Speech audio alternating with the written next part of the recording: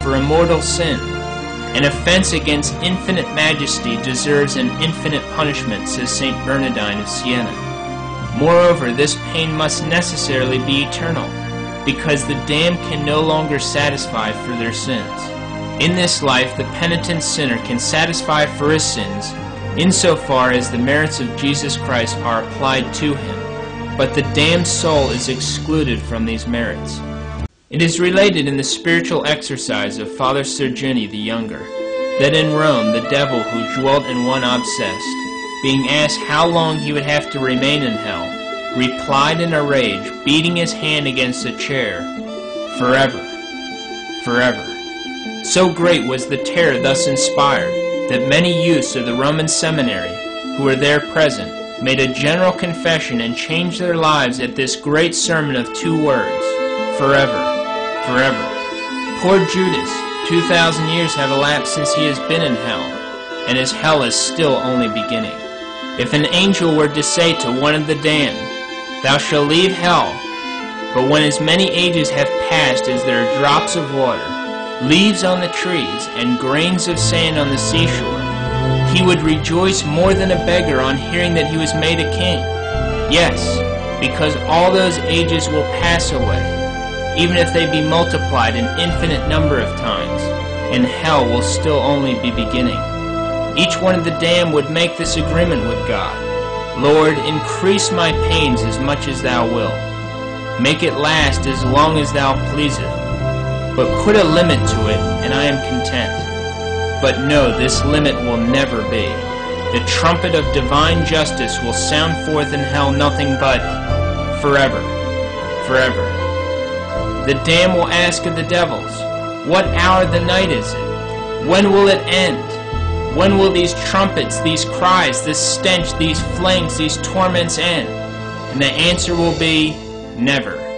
And how long will they last? Forever. Ah, Lord, give light to the many blind ones who, when told not to lose their souls, reply, "If I go to hell in the end, well, I must have patience." Oh God, they have not the patience to bear a little cold, to remain in a hot room, to endure a blow, and yet they will have patience to live in a sea of fire, trampled upon by devils and abandoned by God and by everyone for all eternity? On the site of the demons. Besides what has already been mentioned, the terrible appearance of the evil spirits makes death yet more alarming to us. It is the opinion of many of the fathers that everyone when expiring sees the evil enemy. How appalling this sight is, and with what terror it must inspire the dying, exceeds the power of words to declare. It is related of Brother Giles that one day, when he was praying in his cell, the devil appeared to him in so frightful a shape that the brother lost the power of speech and thought his last hour had come. As his lips could not utter a sound, he raised his heart in humble supplication to God, and the apparition vanished. Afterwards, when relating what had befallen him to his brother monks, he trembled from head to foot as he described the hideous aspect of the adversary of mankind. Then going to St. Francis, he asked him this question: "Father, have you ever seen anything in this world, the sight of which was so horrible that it was enough to kill one to behold it?" And the saint replied, "I have indeed seen such a thing. It is none other than the devil, whose aspect is so loathsome that no one could gaze upon it even for a short time and live, unless God specially enabled him to do so." Saint Cyril, also writing to Saint Augustine, says that one of the 3 men who were raised from the dead told him, "As the hour of my departure drew nigh, a multitude of devils, countless in number, came and stood about me. Their forms were more horrible than anything imagination can conceive.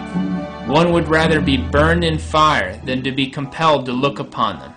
These demons gathered themselves around me and reproached me with all the misdeeds I had ever done, thinking to drive me to despair.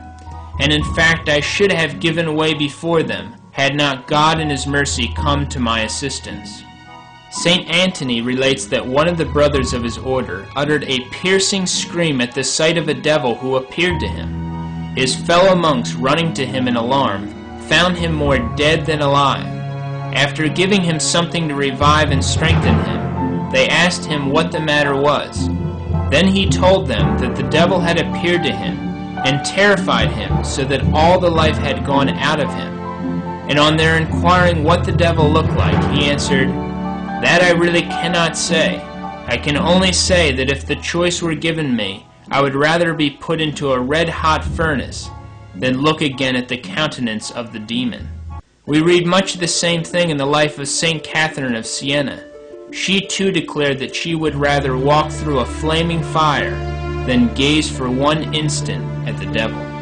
If the mere sight of the evil one is so appalling that the saints think it more intolerable than the pain of exposure to a burning fire, what, my God, must be the fear and horror of the damned, dwelling forever in the midst of countless fiends? How terrified would thou be if a mad dog were to suddenly spring upon thee, pull thee to the ground, and to begin to tear thee with his teeth? Do not imagine that the devil will fall upon the damned with less fury, or treat them more mercifully. We read in the legend of St. Anthony the Hermit that demons frequently appeared to him under various forms, frightening him in indescribable ways. Sometimes they took the shape of wild beasts, lions, bears, dragons, or savage dogs. At other times they appeared in human form, that of fierce-looking men, beautiful women, or monsters of hideous aspect. Sometimes they beat him and maltreated him so cruelly that they left him half dead. Sometimes they caused him such terror by their strange spectral apparitions that had not God and his angel guardian come to his aid, he would have expired. Now if they did this all to a man of saintly life, of whom they had no rightful power, what will they not do in hell to the ungodly sinners who are completely at their mercy? No one can imagine what new terrors and torments these spirits of hell will devise to harass the damned and to pour out on them their devilish malice. Some console themselves with the thought, at any rate we will have our fellow men with us in hell, and no lack of them either. Beware how you delude yourselves with this false comfort. Every lost soul would far rather be alone in hell, were the option given him. And since on earth it is very terrible to be forced to live with an enemy, who does one all manner of harm, so it is no small affliction to be continually with thousands of people, all of whom they hate and detest from the bottom of their heart. Even thy father and mother, thy wife and children, thy brothers and sisters, thy friends and relatives, would then be thy declared enemies, and instead of showing thee any gratitude, would only seek to injure thee. St. John Chrysostom says, I know many persons who only fear hell because of its pains, but I assert that the loss of heavenly glory is a source of more bitter pain than all the torments of hell. The evil one himself was made to acknowledge this, as we read in the legends of Blessed Jordan, at one time general of the Dominican order.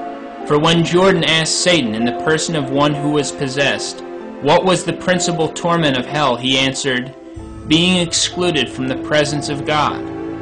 Is God then so beautiful to look upon? Jordan inquired. And on the devil replying that he was indeed most beautiful, he asked further, how great is his beauty?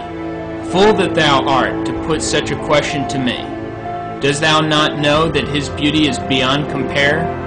Jordan continued, give me to some extent at least an idea of the divine beauty.